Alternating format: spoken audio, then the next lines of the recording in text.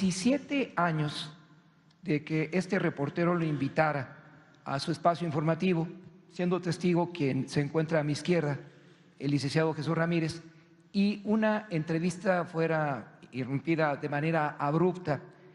¿Qué mensaje dejó ese capítulo para los colegas que nos acompañan aquí? ¿Qué piensa usted de la censura?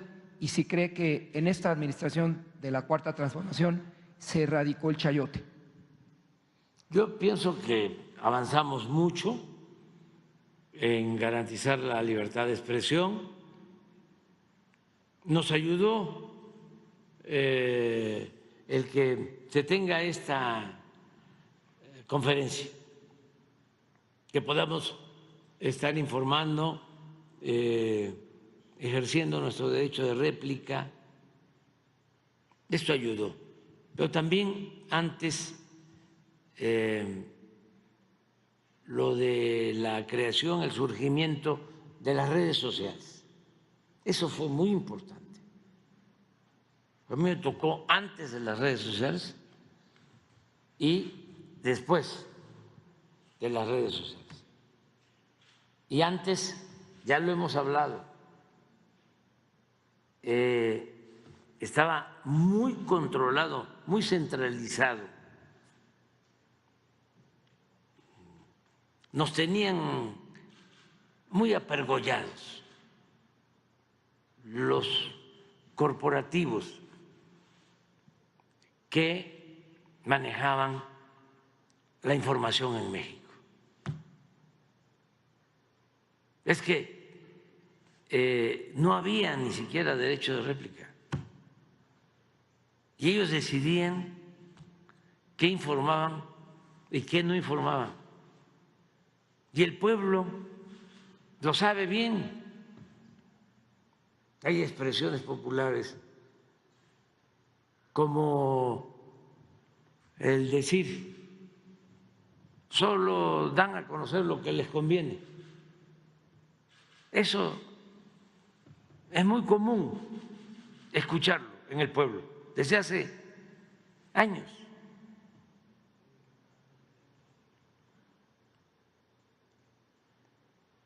Y además eso prevalecía. Era muy difícil conseguir una entrevista siendo opositor.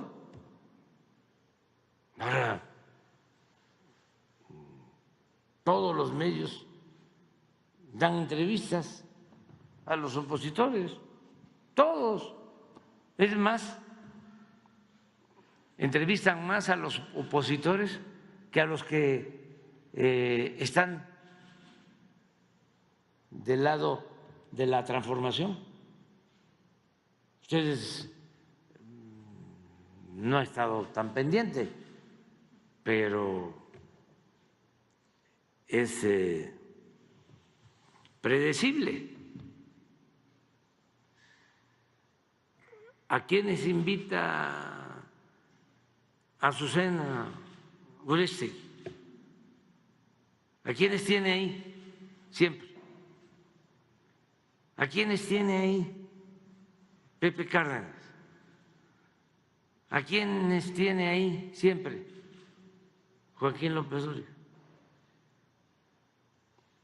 ¿A quiénes tiene ahí siempre, con excepción de Epimenio? Ciro, puro opositor. Eso antes no sucedía.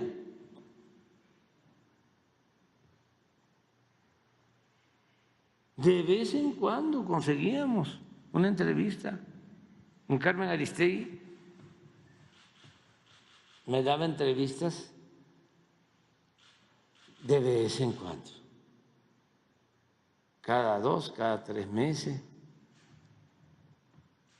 a veces cada 6 meses, para también simular de que había pluralidad.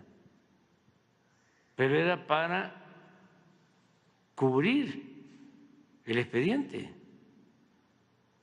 Claro que yo lo aprovechaba. Ya les he hablado mucho de cómo cuando había un cerco informativo después del 2006, el licenciado Sabludowski, le pedíamos que nos abriera el espacio, otros no nos daban oportunidad, y él sí, a pesar de que había salido de Televisa y que pues era muy apegado al régimen, porque así era su jefe, Emilio Azcárraga, papá, decía que él era soldado del presidente. Me acuerdo que la primera entrevista que me hicieron en Televisa, bueno, me hizo una entrevista primero el finado Ricardo Rocha, cuando los movimientos del petróleo en Tabasco. Y luego formalmente me hace una entrevista en Televisa, porque llegué a conocer a Emilio Azcárraga, papá, y llegué a tener buena relación con él al final.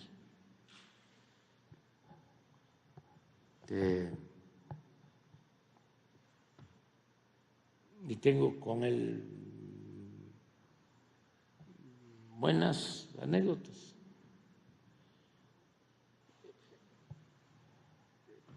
Y me conceden la primera entrevista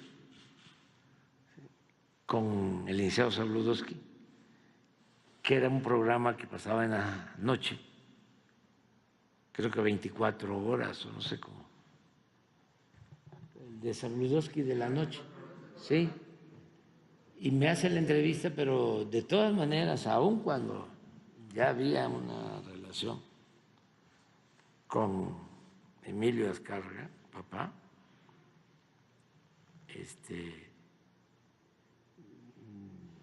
de respeto, él llegó a concebir esto que estamos viviendo, quizá no así, pero él sabía, porque era un hombre inteligente y de juicio práctico, de que las cosas ya iban a cambiar en México. Entonces, cuando nos conocemos y empezamos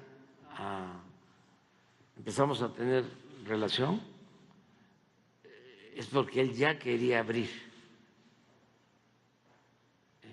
Televisa. Me hacen una entrevista, el licenciado Sabludowski, pero me la hace en la mañana o al mediodía. O sea, no en vivo, por aquello de que había que protegerse. Claro, aparece con el mismo, en la noche, con el mismo traje. Y en apariencia era en vivo, pero no. Se grabó antes. Porque si decía yo una cosa más fuerte de lo normal, pues corte y confección. Pero así empezó. Entonces, en ese ambiente, el licenciado Sabludowski después se va, bueno, vienen los cambios y se va a Radio Centro y tiene un programa de radio y ejerce un periodismo más abierto. Creo que se sentía más libre,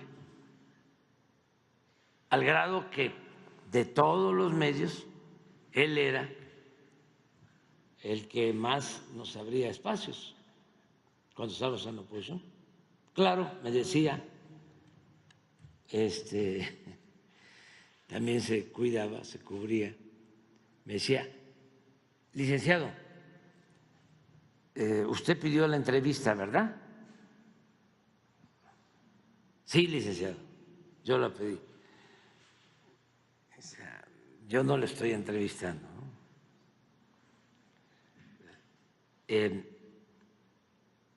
Digo, yo la pedí porque yo quiero informar. Le escuchamos, licenciado. Y me iba yo rápido. Ahí sí hablaba yo de corrido, aprovechando, no me interrumpía. En sentido estricto no era una entrevista, era porque Calderón ya había presentado iniciativas de reforma a las leyes para privatizar el petróleo y necesitábamos movilizarnos para detener esas contrarreformas y nos íbamos a reunir en el Zócalo y era la forma de comunicarle a los ciudadanos para que todos acudiéramos al Zócalo. Era para ese propósito, ¿no? Y ya explicaba yo lo que iban a hacer, lo que pretendían hacer y cómo no convenía y cómo teníamos que defender el petróleo y cómo debíamos concentrarnos, agruparnos en el Zócalo, tal día, a tal hora. Ahí les espero. Pero esto tardaba yo, era un discurso, era un meeting, yo hablando y él con el micrófono abierto, ni una sola pregunta. Ya terminaba yo y me decía, licenciado, no se le ofrece otra cosa, es todo lo que tiene que decir. Sí, licenciado, muchas gracias. Entonces, así era. En ese tiempo me toca ir contigo. Y tú, como siempre, muy abierto, porque eres muy buena persona y además te gusta tu oficio, como le decía yo al joven ayer, el noble oficio del periodismo. Entonces me invitas, a ver si me ayudas a recordar, ¿hace cuántos años fue? 17 años. 17 años. Tenía un programa de radio de una cadena que era de los periódicos estos, El Sol, que no alumbraban, los soles que no alumbran, pero bueno, o que no alumbraban entonces, que tenían periódicos y tenían también esta estación de radio. ¿Qué estación de radio era? ABC. ¿Sí? ¿Existe todavía? Una conversión a Radio Cañón. Sí. Entonces, él tenía bastante audiencia porque abría el micrófono,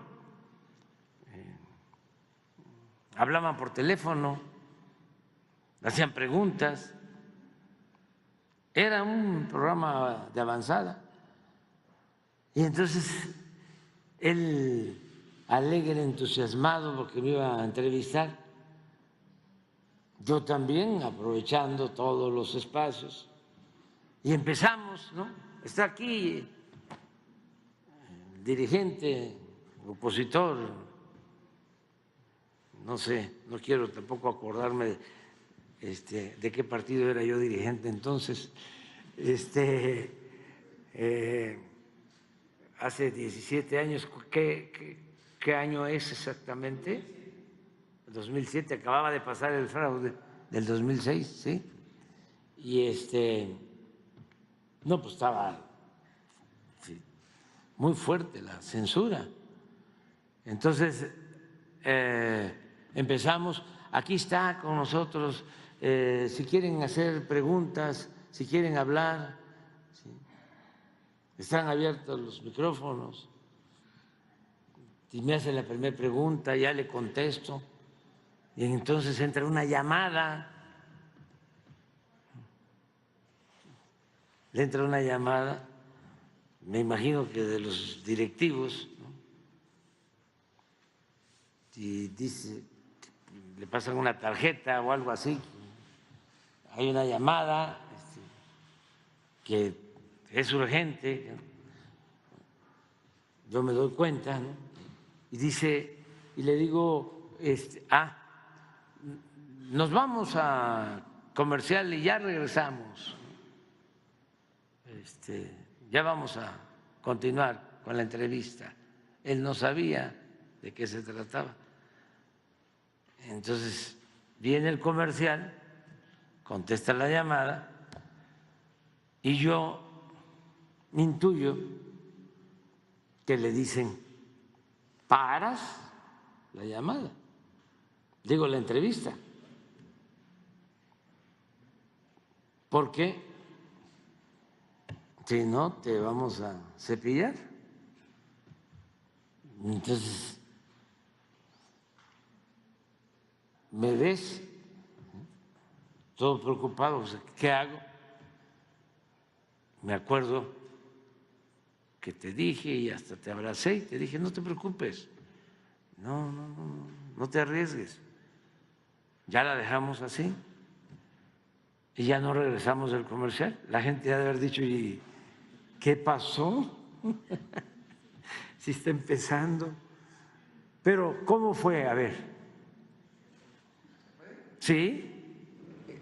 Le iba a entregar a usted su expediente del CISEN, el de 1994, cuando fue quien ganó la elección de Tabasco, y venía ahí la lista de los reporteros que cubrían para Roberto Madrazo Pintado esa gira y cómo lo golpeaban a usted y para quienes participaban. Y digo, perro no come carne de perro, no le podría decir los nombres de los colegas, pero así fue como lo trataron. Y había un banquero que el secretario de Economía del presidente Clinton denunció, Carlos de Jesús Efraín Cabal Peniche, como una fuente de financiamiento de los colegas reporteros que apoyaban a Roberto Madrazo en la campaña de 1994. Y venían la nómina de cada uno de ellos y cómo lo golpeaban a usted y las atenciones especiales que se daban en la campaña de 1994, cuando usted ganó la Quinta Grijalva, pero no le reconocieron. Esa era una parte, y muchas aberraciones que venían, era el CISEN de los tiempos de Ernesto Zedillo, de Carlos Salinas y más atrás. Eso, pero llegó esa llamada, se quedó el documento en la mano y ya no se le pudo entregar a usted. Pero sí hubo la llamada. Por supuesto que sí. Mire usted, ahí está la cabina y llama la coordinadora del programa, ven para acá. Hay una llamada muy importante. Y toma la llamada, usted estaba ahí y regresó el reportero y le dice, oiga, hay un problema en la transmisión, ¿me podría acompañar a hacerlo en YouTube? Usted sabe que a veces se cae la transmisión. Y usted bajó al 9º piso, se quedó un rato, me dijo, no te preocupes, no te preocupes, mejor me retiro para que no tengas problemas. Y finalmente pues se perdió. Usted es presidente, el reportero se quedó sin empleo, pero el reportero finalmente logró ubicarse en otros espacios y ahora lo acompaña finalmente en el último tema como exalumno, como titulado, usted también lo es, con 10 años de diferencia, de la Facultad de Ciencias Políticas y Sociales de nuestra máxima casa de estudios. Y me pidieron mis colegas que si algún día nos invita a la finca Genovevo de la O para repasar los 207 años de la vida de Carlos Marx, ojalá nos dé esa invitación, señor presidente. Bueno, pues ya, lo de Genovevo de la O, que él menciona un dirigente zapatista, muy consecuente, muy consecuente, y tenía un ranchito que se llamaba, como se llama la Quinta de Palenque, Entonces le decían, ¿a dónde va, don Genovevo? Ya me voy.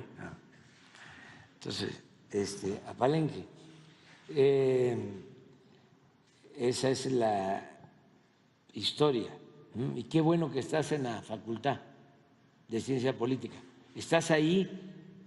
Visito, doy pláticas y como usted nos titulamos, usted con 10 años. No, Sí. nos titulamos en el mismo año, usted y su servidor. Sí. En el año de 1987.